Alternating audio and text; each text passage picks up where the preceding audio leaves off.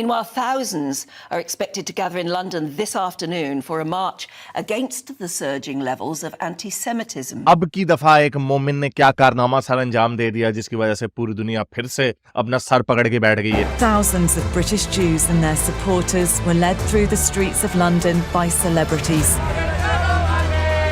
here to condemn the rise in anti-Semitism.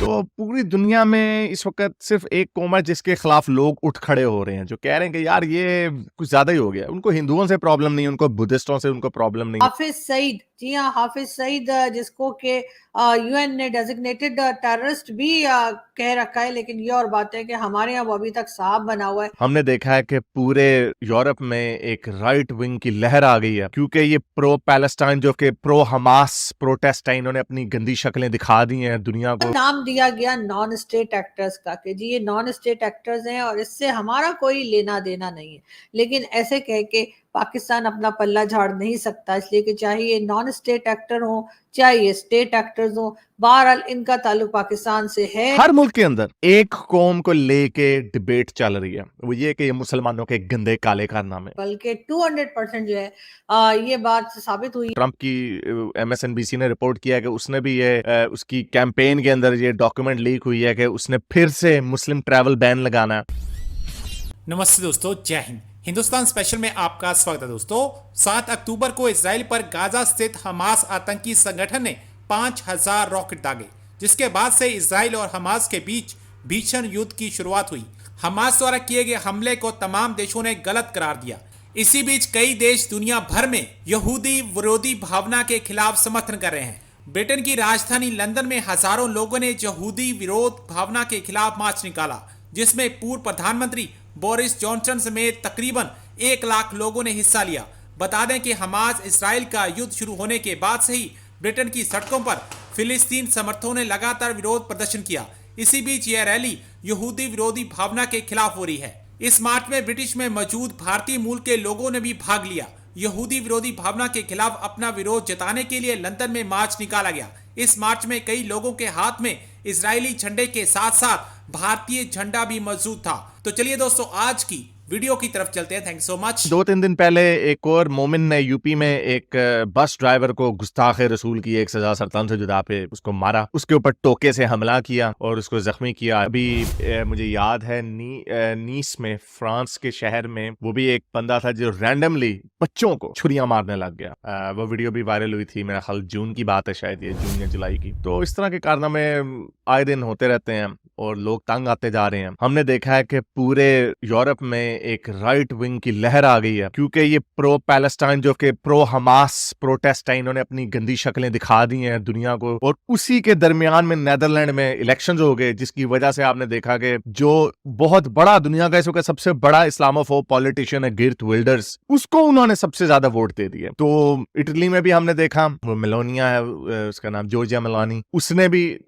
وہ بھی power میں آئی. اور اب ہمیں دیکھ رہے ہیں ٹرمپ بھی شاید پاور میں آئے گا. ٹرمپ کی MSNBC نے رپورٹ کیا کہ اس نے بھی یہ اس کی کیمپین کے اندر یہ ڈاکیومنٹ لیک ہوئی ہے کہ اس نے پھر سے مسلم ٹریول بین لگانا ہے. تو پوری دنیا میں اس وقت صرف ایک قوم ہے جس کے خلاف لوگ اٹھ کھڑے ہو رہے ہیں، جو کہہ رہے ہیں کہ یار یہ کچھ زیادہ ہی ہو گیا. ان کو ہندوؤں سے پرابلم نہیں، ان کو بدھسٹوں سے ان کو پرابلم نہیں ہے، ان کو اب یہودیوں سے پرابلم نہیں. جو فار رائٹ کے جو ان کے ٹرو ریسسٹ ہیں، وائٹ سپریمسسٹ جو ہیں، ان کو ہے یہودیوں سے پرابلم، ان کو ہے. لیکن جو موسٹلی جو سمجھدار لوگ ہیں، جو بیچ کے لوگ ہیں، جو سب کو اگر ان کے ساتھ اچھے سے بات کرو گے تو وہ اچھے سے بات کریں گے، ان کے ساتھ بدماشی کرو گے تو بدماشی کریں گے، جو نارمل انسانوں کا رویہ ہوتا ہے. وہ سارے ایک قوم سے پریشان ہیں اور وہ یہ والی پریشانی ہے. تو اسی طرح ایک طرف یہ پرو حماس پرو پیلسٹائن کر رہے تھے، تو یہاں پر ایک الجیرین مائیگرنٹ نے 50 سال کا تھا، اس نے ایک عورت کو چھریاں ماری، وہ کرٹیکل کنڈیشن میں ہاسپٹل میں. ایک مرد کو چھریاں ماری، وہ بھی کرٹیکل کنڈیشن میں ہاسپٹل میں. اور 3 بچوں کو چھریاں ماری، ان میں سے ایک کو ڈسچارج کر دیا، دوسرا بھی کیئر لے رہا اور تیسرا جو ہے وہ کرٹیکل کنڈیشن میں ہے بچہ. تو لوگوں نے وہاں پہ جو کھڑے ہوئے تھے انہوں نے اس کو پکڑ لیا، وہ اس کو پھر دھویا اچھا خاصا، اور پھر پولیس آئی اور پولیس نے آ کے اس کو अरेस्ट कर लिया और उसके ऊपर केस चल रहा है। लेकिन उसके बाद क्या हुआ, उसके बाद वही हुआ, क्योंकि जब ये प्रेशर कुकर सिचुएशन आपने बना दिया, जब इस वक्त पूरी दुनिया में लोगों को नजर आ रहा है, अब मुसलमानों के काले मोले काम जो है इनको छुपाना नामुमकिन हो गया। अब ये हर मुल्क के अंदर एक कौम को लेके डिबेट चल रही है, वो ये कि ये मुसलमानों के गंदे काले कारनामे, और ऊपर से जो हमास ने किया उसको भी प्रमोट करते हैं, उसको भी सपोर्ट करते हैं। तो उन्होंने दुनिया को इनका जो मकरू चेहरा है वो नजर आ रहा है। और सॉरी टू से, चाहे मॉडरेट मुसलमान हो या रेडिकल हो, लिपस्टिक मुसलमान हो, चाहे बड़ा दाढ़ी वाला हो, ये सारे अपने इश्यूज के ऊपर इकट्ठे हो जाते हैं। There might be some exceptions, कुछ 5-10% लोग होंगे जो कहते होंगे नहीं यार ये छोड़ो जरा, हमारे से गलत किया, या हमें मुसलमानों को अपना घर दुरुस्त करना चाहिए, होंगे कुछ। लेकिन हम तो उसी नैरेटिव पे जाएंगे जो डोमिनेंट वर्ल्ड व्यू है। मुसलमानों का जब भी चेहरा देखा जाता है तो उनका चेहरा यही देखा जाता है, शरीयत है जी, इस्लामोफोबिया, हम पे क्रिटिसाइज कर दिया, रेसिज्म हो गया, इनकी गंदी शक्ल इनको दिखाओ, तो बजाय इसके कि उसको करेक्ट करें, रोना धोना कर देते हैं। और ऊपर से माइग्रेशन, जो इनके माइग्रेंट्स हैं, ओ यार इंडिया पाकिस्तान के लोग, इंडिया के पंजाबी, हमारे पंजाबी, यहाँ की साइड के जो पंजाबी है वहां पे जाके गंदे काम करते हैं, उधर की साइड के जो पंजाबी हैं वो कुछ भी नहीं करते। क्या वजह? एक ही कॉमन डिनोमिनेटर है, वो है आपका मजहब। उसी मजहब के अंदर चाहे वो अल्जेरियन मुसलमान हो, चाहे मोरक्को का मुसलमान हो, चाहे दागिस्तान का मुसलमान हो, चाहे अपना पाकिस्तान का मुसलमान हो, सारे वहां पे जाके छुरी हाफिज चला। सईद, जी हाँ, हाफिज सईद जिसको के यूएन ने डेजिग्नेटेड टेररिस्ट भी कह रखा है, लेकिन ये और बात है कि हमारे यहाँ वो अभी तक साहब बना हुआ है।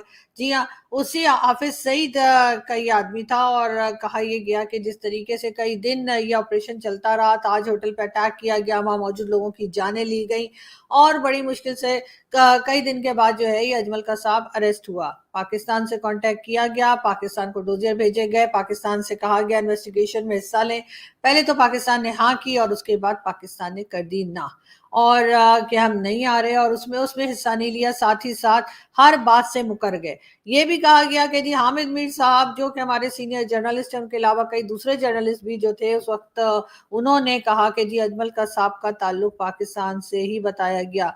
यहाँ तक कि हामिद मीर साहब उसके घर पहुंचे, उसके माँ बाप से बात की, उनके इंटरव्यूज बनाए, लेकिन उसके बाद एक बड़ा यू टर्न लेते हुए हामिद मीर साहब इस बात से मुकर गए, और उन्होंने कहा कि ऐसी कोई बात नहीं की गई। यकीनन उनके ऊपर कोई प्रेशर आया होगा, यकीनन उनको कहा गया होगा कि वो इस तरह की स्टेटमेंट दें, और तभी उन्होंने ये बात की। बहरहाल एक बहुत अफसोसनाक वाकया था, बहुत अजीब और खतरनाक किस्म का ये ऑपरेशन भी था जो कि इंडियन पुलिस ने जो है किया, और इस आदमी को अरेस्ट किया गया, अजमल कसाब को, और फिर इसको नवंबर 2012 में इसको फांसी की सजा दी गई।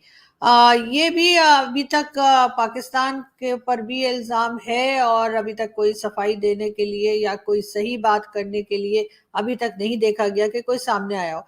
उसके बाद भी कई चीजें होती रही, और कई तरह के अटैक्स चलते रहे, और हर बार पाकिस्तान की तरफ से एक ही जवाब होता था, और वो था इनकार में कि नहीं, पाकिस्तान ने ना किसी को भेजा है, ना कोई गया है, और ना ही कुछ ऐसा हुआ है।